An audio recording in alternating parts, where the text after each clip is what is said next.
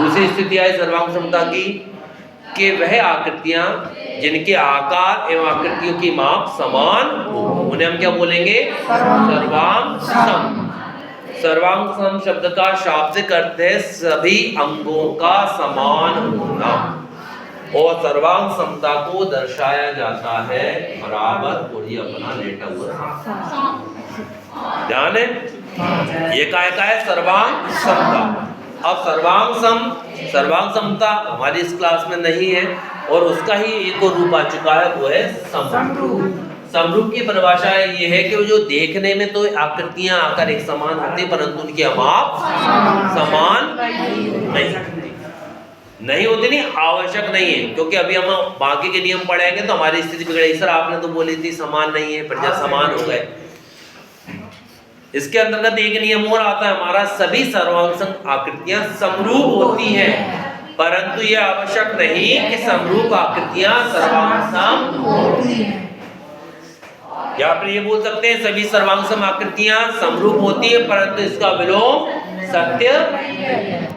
तो ये जब सत्य सत्य में आता है तो पेपर बनाने वाले एक अक्षर का परिवर्तन कर देते हैं, और हमें शुरू की लाइन के लिए याद रहती है, रटी हुई है, लिख के आते हैं सभी सर्वांग सम आकृतियां समरूप होती हैं, सत्य हो गया। उसने आय की लाइन बदल दी, समरूप आकृतियां, सभी समरूप आकृतियां भी सर्वांग सम होती हैं, तो क्या हो जाएगा? असत्य। अब समरूपता का ये क्या है हमारा? चिन्ह। समरूपता को हम इस तरह से दर्शाते, ये समरूपता के हमारे दो गुणधर्म हैं। कितने? दो। ज्यादा याद नहीं करना, सिर्फ दो याद करना। पहला कैसी होती है? गलत। समान अनुपात में। आप बोल रहे हो सिर्फ समान, उसकी संगत भुजाएं कैसी होती है समरूपता की? समान अनुपात या एक ही अनुपात में, और संगत कोण बराबर या फिर समान।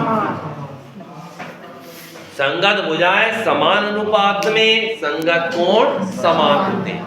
बहु समरूपता पूछे कि गुणधर्म संगत भुजाएं समान अनुपात में, संगत कोण समान।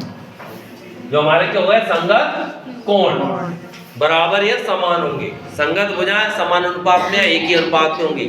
बहुभुज के लिए पूछे, त्रिभुज के लिए पूछे, ये दोनों नियम। आप जब त्रिभुज की बात करेंगे तो इस नियम को हम बोल देते हैं ट्रिपल एस, इसको बोल देते हैं ट्रिपल ए, और एक और इसमें आता है हमारा डबल ए। तो ये हमारे कौन से बन रहे हैं? समरूपता के गुणधर्म।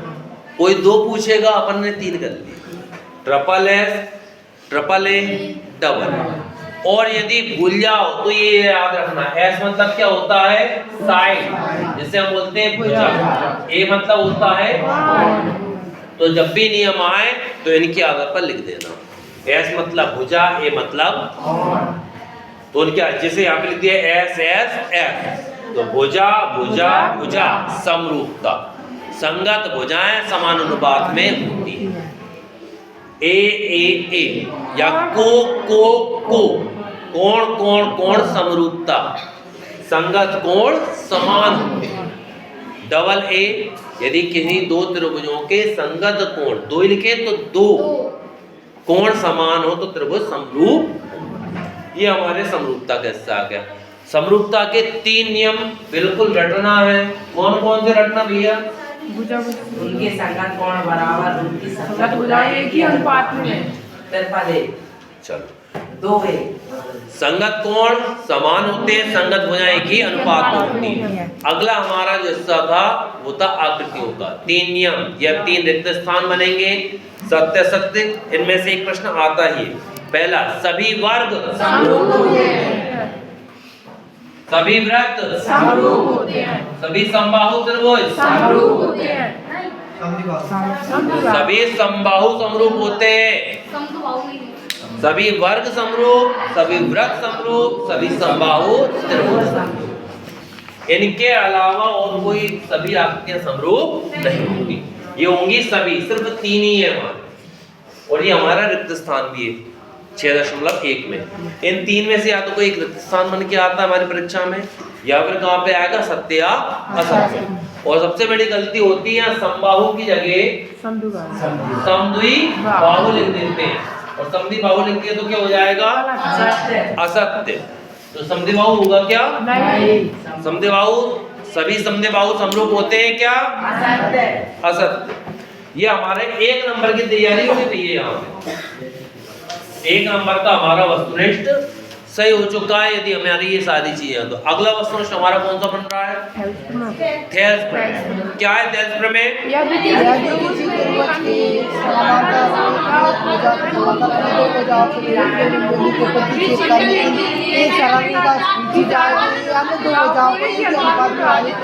अपनी क्लास में जो बैठे उन्होंने तो जो सच कब बोल रहे हैं पता नहीं, क्योंकि उन्होंने कभी उन चीजों को पढ़ा ही नहीं। किसी त्रिभुज में एक भुजा के समांतर एक सरल रेखा खींची जाए तो वह अन्य 2 भुजाओं को एक ही अनुपात में विभाजित करती है। ये ए बी सी, यदि डी और ई किसके समांतर है? बीसी के।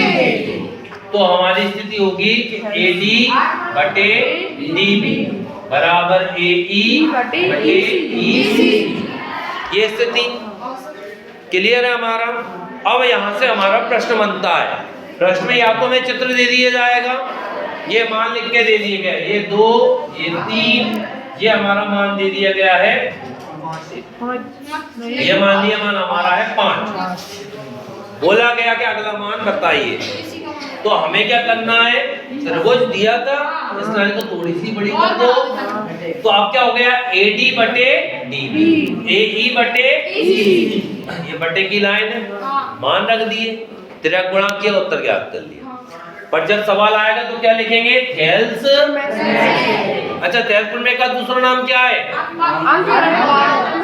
भैया अंकगणित की नहीं है, आधारभूत समानुपातिक प्रमेय, बीपीटी। क्या बनी? आधारभूत समानुपातिक प्रमेय। तो ये हमारी बनेगी, तो समानुपात में विभाजित करें थी, इसलिए ये थेल्स की प्रमेय है हमारी। और इस सवाल को जो हमें परीक्षा में दिया जाता है तो कई बार प्रश्न में समांतर भुजाओं का उल्लेख जो किया जाता है उनके अनुसार चित्र की रचना करेंगे। यदि उन्होंने दे दिया किसी त्रिभुज एबीसी में AB समांतर है DE, अब उन्होंने क्या लिखा? AB समांतर है DE। अब हमारा जो त्रिभुज बनेगा वो कैसा बनेगा? सबसे पहले एक त्रिभुज बनाया, इसमें कहीं पर भी ABC लिखेंगे क्या? समांतर भुजा कौन सी? ये किसी D और E। अब समांतर के सामने कौन सी भुजा? AB। तो ये आ गया हमारा A, ये हो गया B, ये बचा C। अब लिख सकते हैं हम मान। यदि गलती करके आ गए, ये बना दिया A B C, ये लाइन की इस पे लिख दिया D और E, पूरा गलत हो गया। तो मैं तो सही करके आया था, चित्र गलत। तो हमारी स्थिति क्या बनेगी? इनको देखना है कि समांतर कौन सी दी। तो पहले चित्र बनाया, फिर क्या किया? नाम नहीं लिखना है, नाम लिखेंगे क्या? यदि उसने यहाँ पर हमें कुछ ऐसा लिख के दे दिया PQR, और यहाँ पर हमें लिख के दे दिया PR समांतर MN। अब पहले कौन सी लाइन खींचेंगे? ये M, ये अब PR क्यों गया? कर लोगे? ये हमारे भाई 3 नंबर की तैयारी हो गई इस पार्ट में। एक ये प्रश्न मिलेगा, एक वस्तुनिष्ठ मिलेगा, ठीक है। इसके अलावा समरूपता थी हमारी, आकृति देख के पूछा जाएगा समरूप आकृति है या नहीं। तो समरूपता के गुणधर्म हमने पढ़े थे, या तो भुजाओं का अनुपात एक ही होगा या फिर संगत कोण बराबर। ये हमारा नियम है। इतना सही पार्ट है, कम से कम 2 नंबर की तैयारी तो हमारी हो ही जाएगी। यदि हमारे हर पार्ट में 2-2 नंबर आते हैं तो कुल 28 नंबर हो जाएंगे, 25 में पास होते हैं अपन।